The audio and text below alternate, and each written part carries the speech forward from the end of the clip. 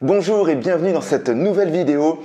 Aujourd'hui, grosse interview avec Corinne Chandanson, une thérapeute qui va nous parler du protocole de l'enfant gigogne. C'est parti.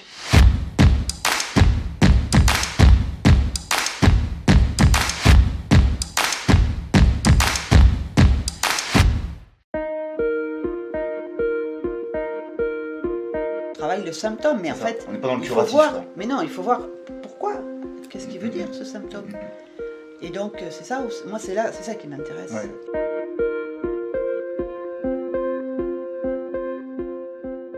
Bonjour à tous et bienvenue dans cette nouvelle vidéo. Je me trouve à la Charité-sur-Loire avec Corinne Chandanson, une thérapeute qui fait des miracles, je peux le dire. J'ai moi-même réalisé cette thérapie de l'enfant gigogne qui m'a énormément aidé aussi dans ma vie professionnelle, voilà, en tant qu'entrepreneur. Et c'est pour ça aujourd'hui que je vais l'interviewer pour parler de la thérapie de l'enfant gigogne. On fera un petit lien avec l'entrepreneuriat aussi, pourquoi ça peut aider et pourquoi ça peut aussi aider tout le monde en quelque sorte. En tout cas, tu vas mieux nous en parler, Corinne. Alors, Corinne, est-ce que tu peux te présenter et puis après tu vas nous parler de la thérapie de l'enfant gigogne. Alors d'abord, je voudrais te remercier, Gabriel, de m'avoir permis de présenter cette thérapie qui me tient très à cœur, tu peux bien l'imaginer.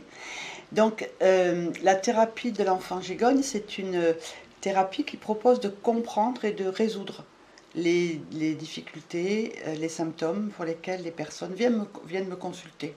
D'accord. Voilà. En fait, on va aller dissoudre les charges émotionnelles qui sont reliées à un enfant intérieur qui a été blessé, qui a vécu un vécu traumatique, qui a vécu un traumatisme. Et en fait, ce vécu traumatique est considéré comme étant la source originelle de la difficulté de l'adulte. D'accord.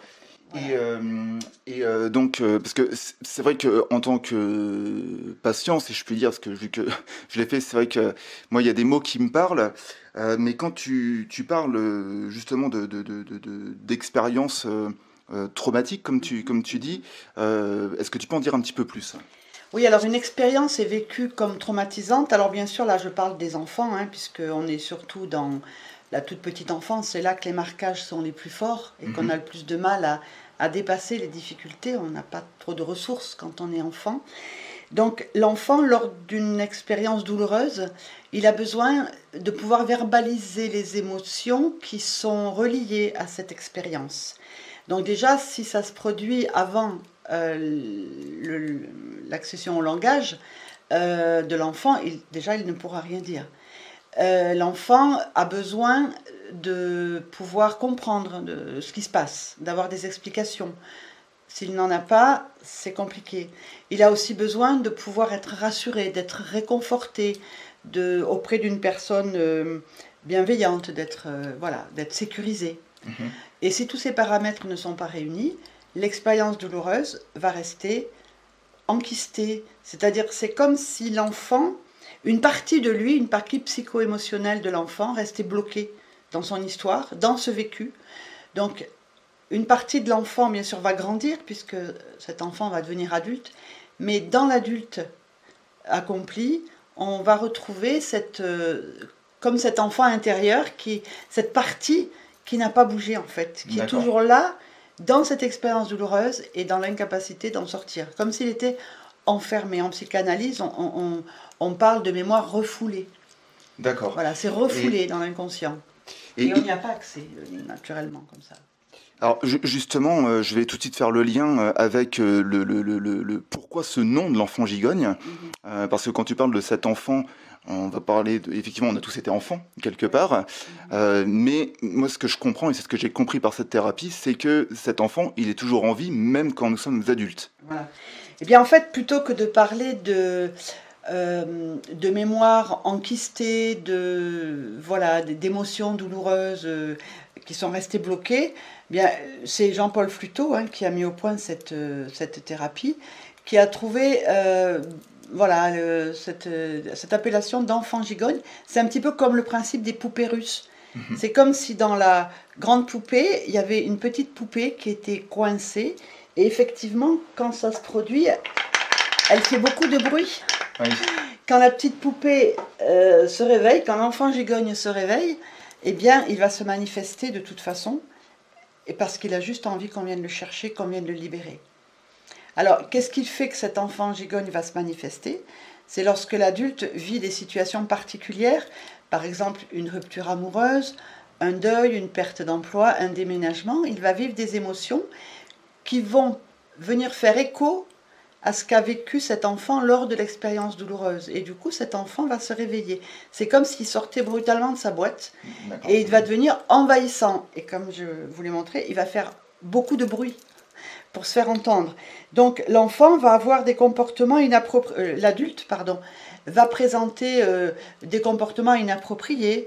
Par exemple, il peut être rentré dans des relations toxiques, se mettre dans des schémas de rupture à répétition, avoir une phobie, des TOC, enfin des troubles obsessionnels compulsifs, ou des troubles alimentaires, du comportement alimentaire, enfin tout un tas de choses. Et tout ce qu'il va vivre là, c'est en lien avec cet enfant qui s'est réveillé.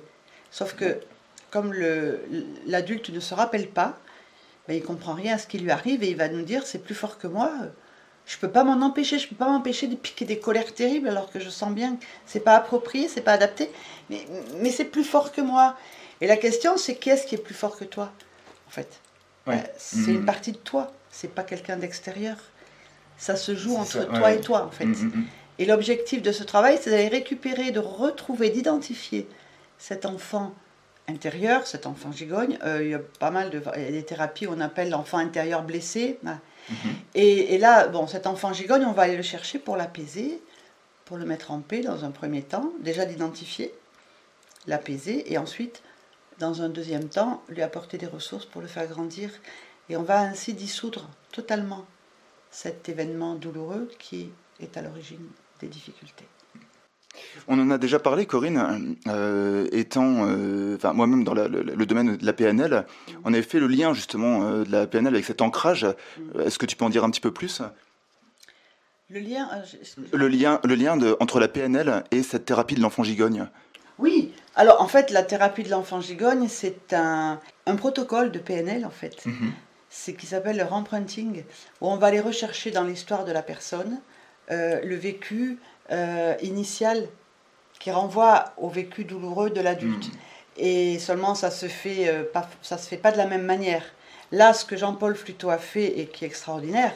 En fait, le concept, je vais m'expliquer. Le concept de dire que c'est un enfant intérieur en nous blessé qui est à l'origine de nos difficultés, c'est pas forcément novateur, et il y a beaucoup de psychothérapie qui en parlent. Mais là où c'est extraordinaire, c'est que dans ce que Jean-Paul Fluteau a créé, c'est qu'on a un outil qui permet de remonter dans l'histoire de la personne, mais en arrivant avant la naissance, c'est-à-dire jusqu'à la sphère périnatale, la vie intra-utérine. Et c'est ça qui est fort, je veux dire, c'est que on s'en rappelle pas, mais c'est pas parce qu'on s'en rappelle pas qu'on l'a pas vécu, la difficulté. Et cette thérapie permet d'y accéder et de retrouver cet ancrage, et cette difficulté vécue par l'enfant va générer des croyances. Croyances extrêmement limitantes et des programmes de fonctionnement. Et l'idée, c'est d'aller changer ces croyances et ce programme de fonctionnement. Souvent, on répète des schémas dans notre vie dont on voudrait bien se libérer, mais on n'y arrive pas. Et là, on va justement changer en apportant des ressources. Donc, l'apport de ressources dans la deuxième partie du travail, et c'est de la PNL en fait. Voilà, donc on fait bien le lien. Oui, complètement. Oui, il y a plein de choses. Et donc une autre question, dans quelle mesure une expérience peut-elle être traumatisante pour le petit en fait, quoi, parce que comme tu le dis, vu qu'on peut, et je l'ai moi-même vécu, comme on peut aller carrément en fait dans cette sphère intra-utérine. Oui. Voilà quoi. Est-ce que tu aurais un exemple en fait d'exemple traumatisant? Oui, par exemple, dans la sphère intra-utérine, plus particulièrement, on peut retrouver, par exemple, une personne qui vient me consulter parce qu'elle a vécu une rupture amoureuse il y a pourtant déjà quelques temps, mais elle n'arrive pas du tout à faire le deuil, elle n'arrive pas à passer à autre chose, elle a énormément de mal à surmonter, alors que rationnellement, l'adulte qu'elle est se dit, bon, ben, finalement, c'était peut-être pas plus mal, voilà, on va tourner la page, c'était peut-être pas la personne qu'il me fallait, etc. Mais malgré tout, c'est impossible de mettre ça en paix. Et bien, quand on fait le travail, on peut, alors c'est tout à fait un exemple, hein, là, cette personne va pouvoir éventuellement retrouver que dans le ventre de sa maman, elle a perdu un jumeau. Parce que c'est, voilà, le syndrome du jumeau perdu, c'est quelque chose qui arrive... à peu près 20% des femmes, lorsqu'elles tombent enceintes, ont 2 fœtus, enfin 2 embryons. Et il y en a un qui part au tout début. Donc, qui est expulsé naturellement comme une espèce de fausse couche, mais il en reste un. Enfin bref, celui qui reste en vie vit ça comme un deuil et comme une rupture terrible. Et ça reste enquisté, voilà. Ça, c'est une empreinte. D'accord. Ce qui fait qu'après, le jour où l'adulte vit une rupture amoureuse, ça va... Ce qu'il ressent, c'est souvent, par exemple, tout s'écroule, j'ai plus de raison de vivre, je peux plus avancer, je suis tout seul, etc. Et ce qui remonte là, toutes ces choses-là, c'est en lien avec cet enfant gigogne qui est venu, qui a été réveillé en fait. Parce que c'est le même ressenti. Et là, et donc l'intérêt, c'est de retourner voir ce petit bébé fœtus, de le mettre en paix, de le faire grandir. Et si le petit bébé va mieux, l'adulte ira mieux. Puisque en fait, c'est tout mélangé. Après, ça se mélange. Ouais, l'un ne va pas sans l'autre. Mais voilà, ce que l'adulte pourrait dépasser en tant que difficulté, il ne peut pas le dépasser si cette difficulté est venue percuter, enfin, est en lien avec un enfant gigogne, et là, on ne le maîtrise pas. Puisque d'ailleurs, on ne sait même pas. On a un problème, mais on ne sait pas forcément à quoi ça nous renvoie et ce qu'on a pu vivre auparavant. Tout à fait, des moments, c'est tellement loin, en fait, que c'est consciemment parlant, c'est compliqué quoi, de le savoir, quoi. Ok. Alors, justement, j'aurais parlé un petit peu d'éveil, parce que moi-même, je reviens un petit peu sur mon expérience, hein, en même temps ça fera peut-être un témoignage, mais j'ai compris qu'il y avait une question d'éveil, qu'il y avait aussi une question de moment, parce que des fois je te disais, je perçois qu'il y a quelque chose en fait en moi qui bloque, une croyance, mais pour l'instant je me sens pas prêt. Voilà. Ah bien sûr. Oui, alors cette thérapie aussi a le mérite de ne pas forcer. Il faut que la personne soit prête, parce que là on va loin, on va toucher le plus profond de l'être. Et donc, il faut être prêt, il faut avoir atteint un seuil d'insupportabilité, un petit peu, je dirais, du symptôme. C'est comme une épine qu'on a dans le pied, si elle ne fait pas trop mal, on va s'en accommoder, on va boitiller, on va éviter d'aller charcuter, hein, parce que bon... Par contre, si ça commence vraiment à s'infecter et que là, on ne peut plus avancer, on va serrer un peu les dents et puis on va y aller, quoi. Donc, il faut être prêt. Après, cette thérapie, elle a aussi... L'intérêt qu'on ne va pas violer, forcer les défenses des personnes. Si la personne ne veut pas y aller, elle n'ira pas. Même lorsqu'on pratique, hein, on est dans la thérapie, en état modifié de conscience. Voilà, moi jamais je vais forcer. S'il y a une barrière, c'est qu'il y a une barrière. C'est qu'elle a ses raisons d'être. C'est juste que la personne n'est pas prête. Et ça arrive parfois, elle revient 6 mois après, et là, c'est prêt. C'est comme ça que ça se passe, quoi. Mais surtout, on ne va jamais rien forcer. Vous ne forcez jamais rien. Et justement, en début d'interview, tu parlais d'état de conscience. Alors, je reprends le mot, hein, état modifié de conscience. C'est le protocole. Donc, est-ce que tu peux en dire un petit peu plus sur ce fameux protocole? Peut-être aussi pour rassurer, parce que je sais que des fois, il y a des gens qui disent « Oh là, c'est l'hypnose, ça me fait peur. Qu'est-ce qui se passe? Qu'est-ce qui va se passer ?» Alors là, très simplement, là, quand on discute tous les deux, si je te demande tu te rappelles comment s'est passée ta naissance? Aucune idée. Et pourtant, ça s'est passé. C'est ça. Et parfois, ça peut se passer dans des grandes souffrances pour le bébé. Si on le sort avec les forceps, si c'est une césarienne, c'est aussi très violent de se retrouver brutalement exposé à la lumière des projecteurs alors qu'il était bien tranquille et qu'il n'avait rien demandé. Si c'est une césarienne programmée, entre autres. Enfin voilà, je te donne des exemples. On ne se rappelle pas parce que voilà, on n'a pas la conscience. Donc, l'état modifié de conscience, c'est-à-dire c'est un état de relaxation profond qui nous fait descendre au niveau du cerveau des ondes bêta aux ondes alpha. C'est une histoire d'électricité dans le cerveau. Bon, je ne suis pas experte en la matière, mais voilà. Les ondes alpha sont les ondes du pré-endormissement. C'est-à-dire que c'est ça qu'on va aller chercher. D'accord. Et c'est à un moment donné où le cerveau commence à éteindre un peu des lumières pour pouvoir s'endormir. Si là, je te dis, allez, tu dors, tu ne peux pas t'endormir. Il faut déjà qu'il y ait une préparation. Donc, l'état modifié de conscience, c'est ça. En fait, ce qu'on va rechercher, c'est l'état du pré-endormissement.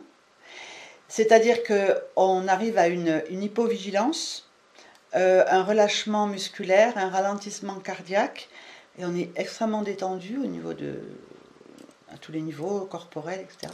Et là, du coup, le néocortex va arrêter de bloquer les souvenirs et on va pouvoir les faire ressortir. On est flottant. Voilà, le mental, on le met de côté et l'inconscient peut livrer ces informations. On peut aller récupérer les informations là où elles se trouvent. D'accord. Et là où la personne va, quoi. Enfin, en fait, dans ce protocole, moi je conduis parce que j'ai le permis, mais le patient c'est lui le GPS. Moi je le suis, je force rien. Mais quand c'est prêt, ça y va. Voilà. D'accord, En partant des émotions ressenties lors des difficultés, on va retrouver la même émotion vécue par l'enfant. Donc on peut retrouver évidemment des mémoires intra-utérines de naissance.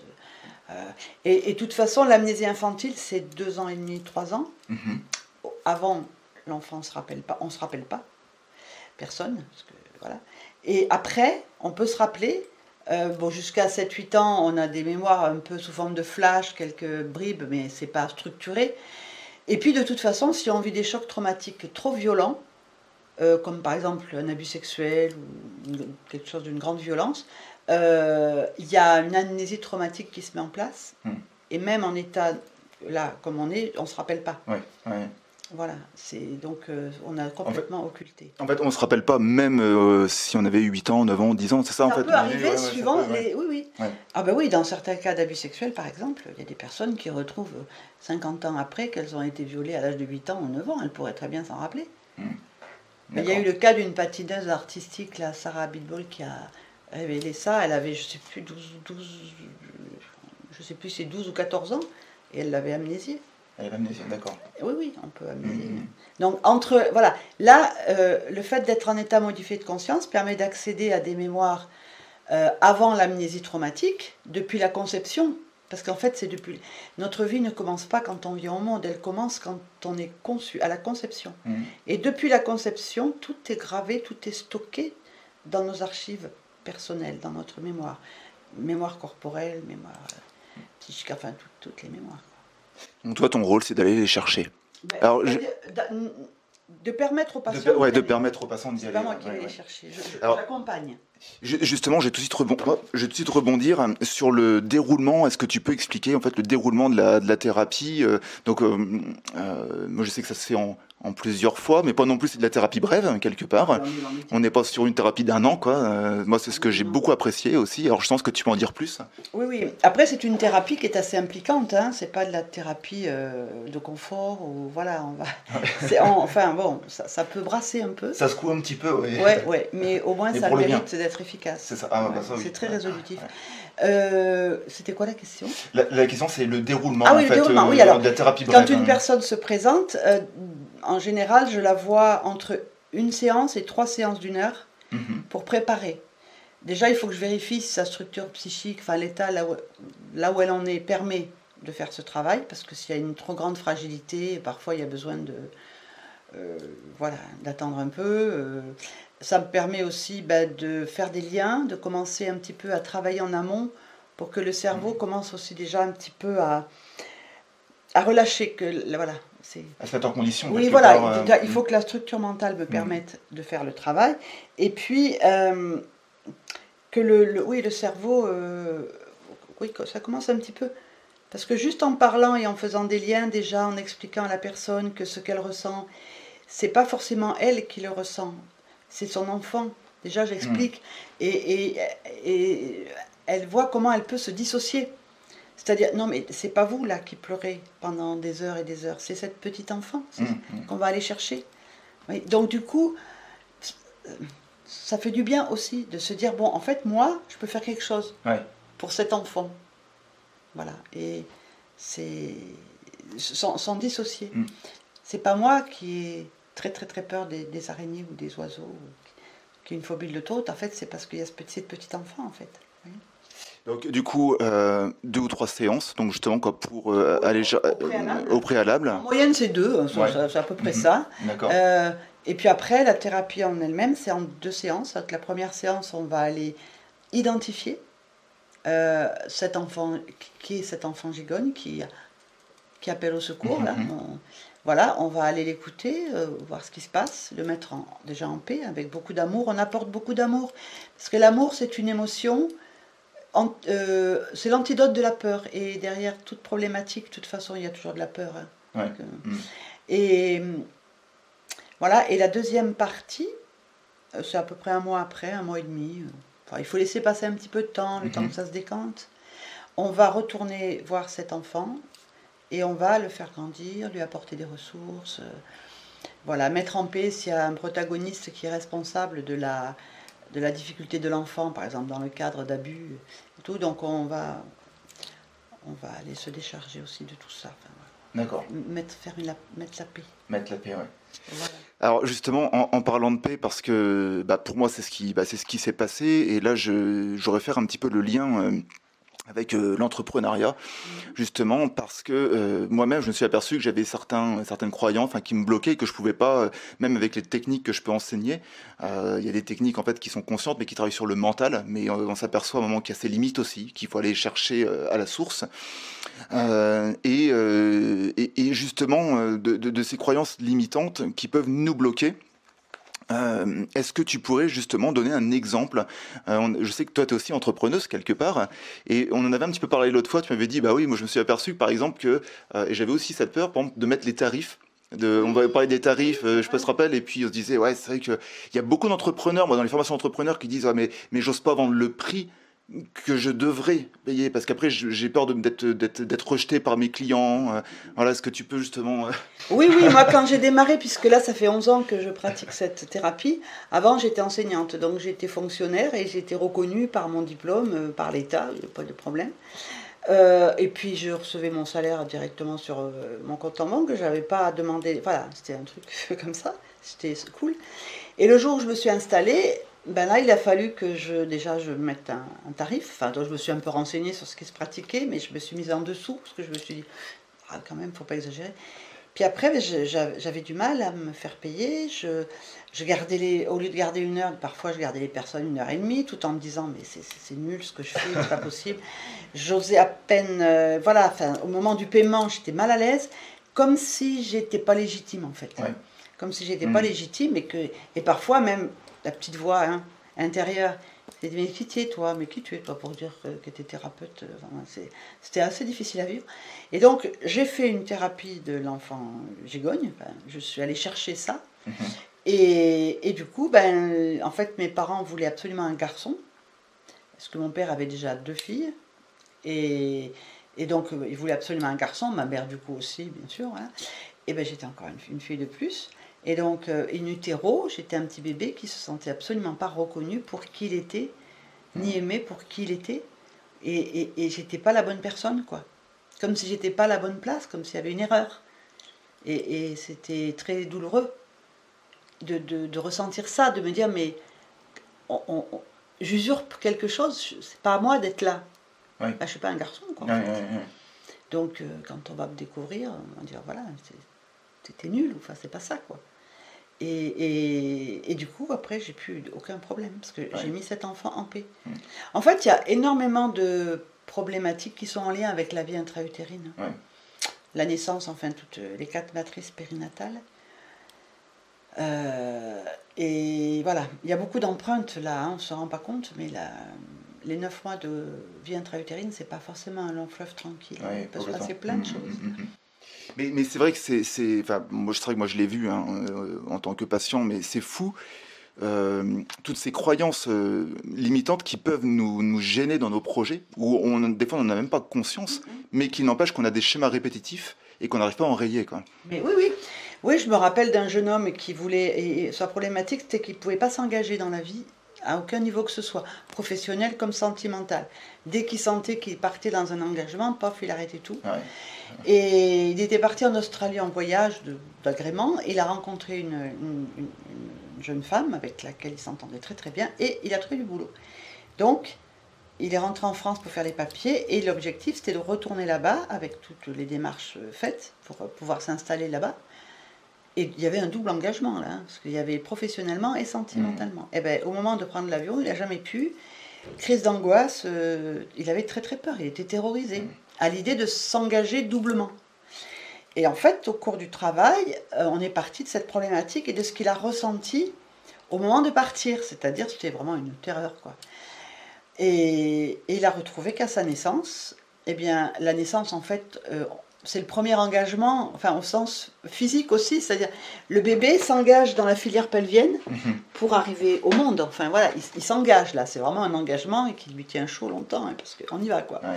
Et au moment où il s'est engagé dans la filière pelvienne pour sortir, ça se passait tout très bien, sauf que le gynécologue était pressé. Il a rentré les bains, il lui a pris les bras, les épaules, enfin il a tiré pour que ça aille plus vite. Ouais. Et il lui a déboîté les 2 épaules, enfin en plus il a manqué l'échappée, enfin ça a été, les parents ont porté plainte. Ça il le savait, hein, le jeune, mais il faisait pas le lien. Et en fait c'était ça. Le marquage c'était que au moment, après c'est ça qui va se répéter en boucle hein, au niveau des croyances et ce qui se passe au niveau même du cerveau, hein, de tout ce que ça se met en place, c'était au moment où tu t'engages, en fait, tu prends des risques énormes. C'est dangereux. Il ne faut surtout pas s'engager. Ouais. Regarde, tu t'engages tranquille, confiant, et tu finis estropié. En plus, bon, c'était... les parents étaient affolés, enfin, c'était la folle manger. Hein, surtout, reste à ta place et t'engage pas. C'est dangereux. C'était ça, en fait, qui était resté. Alors, ça, c'était pertinent au moment où ça s'est produit. C'était juste. Mais le problème, c'est que pour l'adulte, ça ne l'était plus. Ouais. Il n'y avait pas de raison. Ouais, complètement. Il n'y avait pas de raison. Sauf que c'était resté ancré. Et que c'était plus fort que lui. Voilà, ça revient. C'est plus fort que moi, je ne peux pas m'engager. Mais je ne comprends pas pourquoi. Mais je suis fou, qu'est-ce qui se passe? Ouais, c'est ça. C'est n'importe quoi. Et parfois, voilà, on ne se comprend pas soi-même. Mais une fois qu'on a compris que c'est parce qu'il y a une partie de soi pour laquelle en fait, c'est justifié. Des personnes qui vivent des ruptures très douloureuses aussi, parce que en fait, on voit qu'elles sont parties en couveuse pendant 1 mois sans voir leur maman. Voilà, on comprend l'angoisse du bébé, il comprend rien, on lui a pas expliqué, il est là tout seul, il sait pas pourquoi il est là. Donc le jour où il vit une rupture, paf, ça le ramène dans sa couveuse. Ça ramène, ouais. Donc c'est ça, il faut aller chercher au fond. Si on reste en surface, si on traite juste en fait, rester en surface dans le temps présent, dans lequel se présente la personne, c'est comme, on travaille que sur on travaille sur le symptôme. Alors, il faut prendre sur vous, il faut ci, il faut là, voilà. C'est comme si on donne des médicaments à quelqu'un qui fait une dépression, on va rester sur c'est le pansement, quoi. le symptôme. C'est comme le Doliprane pour faire tomber la fièvre. On travaille le symptôme, mais en fait, on n'est pas dans le il faut curatif, voir. quoi. Mais non, il faut voir pourquoi. Qu'est-ce qu'il veut dire ce symptôme? Et donc, c'est ça, moi, c'est ça qui m'intéresse énormément. C'est vraiment. Là, c'est très riche, quoi. Moi, c'est vraiment ce qui m'intéressait aussi, quoi, cette thérapie vraiment curative, en fait, quoi. Il y a pas d'autre mot. Je vais te proposer, Corinne, d'arriver bientôt à cette fin d'interview. Est-ce que, justement, tu aurais un dernier mot à dire qui te paraît important pour les gens qui nous écoutent? Peut-être un conseil ou un risque? Qu'est-ce qu'ils risquent s'ils ne le font pas? Enfin, voilà, un dernier mot. Oui. Après, chacun est libre de choisir la thérapie qui lui semble le mieux convenir. Hein. Ce qui peut arriver s'ils ne le font pas, c'est-à-dire, c'est un petit peu comme quelqu'un qui conduit et il voit que sur le tableau de bord, ça clignote rouge parce que les freins sont en train de poser problème. Il peut coller un scotch sur le truc qui clignote en se disant, bon, il n'y a plus de problème. Mais en fait, ça continue. Ouais. Donc, si on ne fait pas le travail vraiment dont on a besoin et qu'on ne va pas à l'origine du problème, ça peut empirer. C'est un petit peu comme un poison qui se distille, parce que l'enfant gigogne, c'est comme un fantôme intérieur qui va hanter, quoi. Et à force d'appeler, elle m'entend pas ou quoi. C'est comme un bébé qui pleure et les parents, au lieu de se lever pour voir pourquoi il pleure, ils mettent des boules caisses ou ils insonorisent sa chambre, comme ça, on l'entend pas, donc c'est que tout va bien. Mais non. Donc il va crier de plus en plus fort, parce que son problème, il n'est pas résolu. Ouais. Et là, ça peut après déboucher sur même des symptômes physiques, enfin, somatisation, etc. Mais bon, après, chacun est libre. Il y a des personnes qui passent par d'autres types de thérapies, puis qui finalement viennent ici, me rencontrent, puis d'autres que je vois jamais. Enfin, Il n'y a pas de danger à faire ce travail dans la mesure où j'ai vérifié que c'était bien possible. Le seul risque, c'est que ça ne fonctionne pas parce que ce n'est pas le moment où la personne ne lâche pas suffisamment. Mais il n'y a aucun danger. Par contre, il faut être juste prêt, en fait. C'est, comme je dis souvent, on ne peut pas tirer sur l'herbe pour la faire pousser plus vite. Je pense que la personne, elle est prête quand elle est prête. Ouais. Ça m'est arrivé de recevoir des personnes, et bon, ça aboutit, ça fonctionnait pas, elles ne retrouvaient pas, enfin, elles ne lâchaient pas, etc. Et puis je les revois 6 mois après, 8 mois après, ça a continué à... Voilà, et là, elles sont prêtes. Ouais. L'épine fait mal, là. Et là, là, ça fonctionne. Ouais. Et ça fonctionne. Ouais. Voilà, donc c'est...